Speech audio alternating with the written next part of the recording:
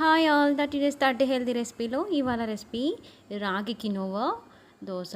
So before కూడా మనం healthy recipes post చేసుకున్నాం కదా. సో ఈ మధ్య చాలా డేస్ అయింది హెల్తీ రెసిపీస్ పోస్ట్ చేయక. మా సిస్టర్ మ్యారేజ్ ఉంటే దానికి అటెండ్ అవ్వాల్సి వచ్చింది.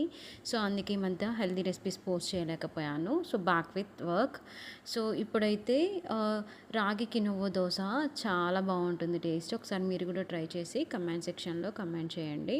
నేనైతే దీనికోసం ఒక కప్పు రాగులు, ఒక కప్పు కినోవా మీకు డీమార్ట్లో కానీ ఆర్ సూపర్ మార్కెట్ స్టోర్స్లో కానీ దొరుకుతుంది.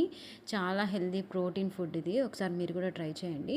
ఒక కప్పు రాగులకి ఒక కప్పు కినోవా, హాఫ్ కప్పు మినపప్పు, 2 table spoon ration rice and మినపప్పు అన్నీ వేసుకొని ఒక 4 అవర్స్ మంచిగా క్లీన్ చేసుకొని 4 అవర్స్ నానబెట్టుకొని అండ్ చూపిస్తున్నట్టుగా మెత్తగా పేస్ట్ లాగా మిక్సీ పట్టుకోండి. అండ్ ఇది జస్ట్ ఓవర్ నైట్ అయినా ఫర్మెంటేషన్ చేసుకోవచ్చు ఆర్ 4 ఆర్ 5 అవర్స్ ఫర్మెంటేషన్ చేసుకున్నా మంచిగా ఫర్మెంటేషన్ అవుతుంది.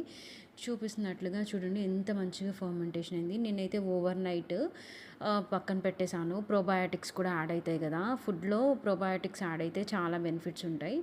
సో చూపిస్తున్నట్లుగా మంచిగా గరిటెతో కలుపుకొని తగినంత సాల్ట్ వేసుకొని సరిపోతుంది. దీంట్లో కుకింగ్ సోడా ఏం అవసరం లేదు, ఆల్రెడీ పిండి మంచిగా ఫర్మెంటేషన్ అయింది కదా.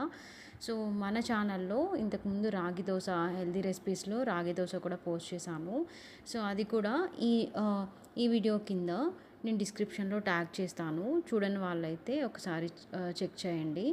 అండ్ ఇప్పుడైతే నేను దోశ పెనం మంచిగా హీట్ అయ్యాక కొంచెం ఆయిల్ స్ప్రెడ్ చేసుకొని నీట్గా చూపిస్తున్నట్లుగా ఎంత పలుచగా అయినా స్ప్రెడ్ చేసుకోవచ్చు. ఈ దోశ చాలా నీట్గా వస్తుంది అండ్ టేస్ట్ కూడా బాగుంటుంది. బట్ ఎక్కువ స్టోరేజ్ చేసుకోకండి, ఎందుకంటే కినోవా రాగులు వేసాం కదా.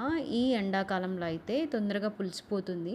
ఒక 2 డేస్ వరకు అయితే సరిపోతుంది. అదే మనకి వింటర్ సీజన్లో అయితే 1 వీక్ వరకు కూడా ఈ దోశ చాలా బాగుంటుంది. ఇప్పుడైతే సమ్మర్ సీజన్ కాబట్టి 2 డేస్ వరకు అయితే ఉంచుకోండి, ఎక్కువ అయితే పుల్లగా అయిపోతుంది. అంతే అండి, చూపిస్తున్నట్లుగా దోశలాగా స్ప్రెడ్ చేసుకొని పలుచగా కొంచెం ఆయిల్ స్ప్రెడ్ చేసుకున్నాను. అంతే, మన ఎమ్మీ అండ్ టేస్టీ రాగి కినోవా దోశ రెడీ. థ్యాంక్స్.